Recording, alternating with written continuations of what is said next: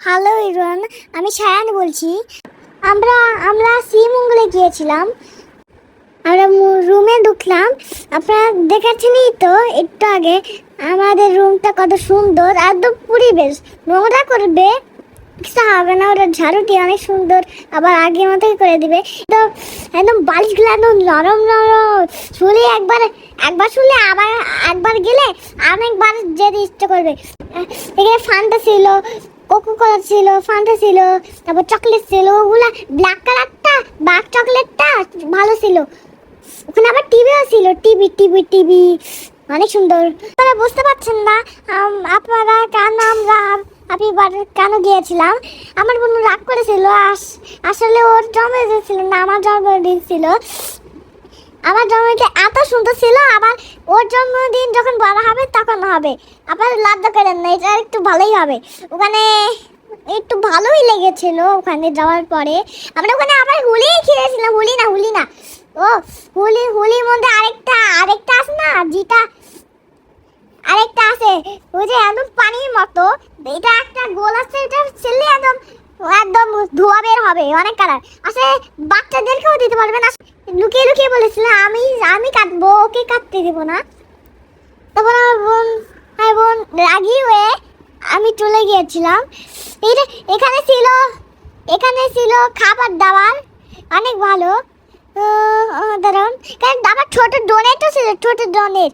আপনারা দেখতে থাকেন কি কি থাকতো, আপনারা দেখেন। আর আমি ভয়েসটা অন্য দিয়েছিলাম, তাই জন্য আপনারা একটু বাবু বাবু লাগে, কোনো মনে করেন না। আমি বড় হয়ে গেছিলাম, আমার বয়স 4 বছর। 4 বছরে আমি ভয়েসটা দিয়েছি। একটু মনে হয় আপনারা একটু ভয় পাবেন, ভাববেন সে এখনো ছোট।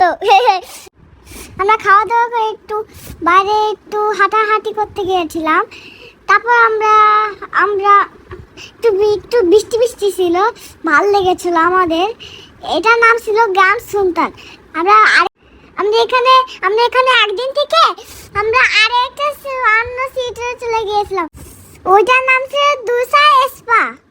এটার মধ্যে ঠান্ডা পানি ছিল, আরেকটা ছোটটার মধ্যে গরম পানি ছিল, বড়টার মধ্যে ঠান্ডা পানি ছিল। পাপা আমাকে কোলে নিয়ে আমাকে ঠান্ডা পানির মধ্যে হাঁটাইছে, এত ঠান্ডা লাগছে।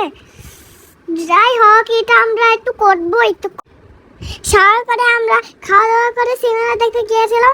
আমার বোন, আমি, আমার বাবা, আমার মাম্মা, আমরা চারজনই গিয়েছিলাম। তারপর আমরা চিপস খেতে খেতে আমরা বাসায় গিয়ে আমরা ঘুমিয়ে সকালবেলা উঠে আমরা নাস্তা করতে গিয়েছিলাম বুফে। তারপর ওখানে আমরা স্যুপ ছিল, পরোটা ছিল, ফল, আনারস ছিল, তরমুজ ছিল, আপেল ছিল।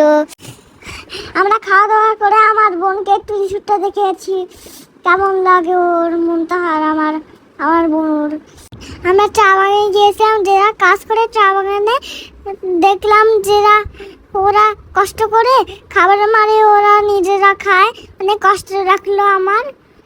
তারপর ওখান থেকে আমরা একটু বাগানে গেলাম। তারপর গাছের সাথে একটু মিললাম, ফ্রেন্ড হইলাম। তারপর বানর মামার সাথে দেখা হয়ে গেল। আমরা একটা পাইনাপেলের দোকানে এসে খাওয়া দাওয়া করে আমরা ঢাকার দিকে রওনা দিলাম। আপনারা এখানে যেতে চাইলে একটা বাস নিতে পারবেন, আবার ট্রেনও নিতে পারবেন। তাড়াতাড়ি যাবেন, ঠিক আছে?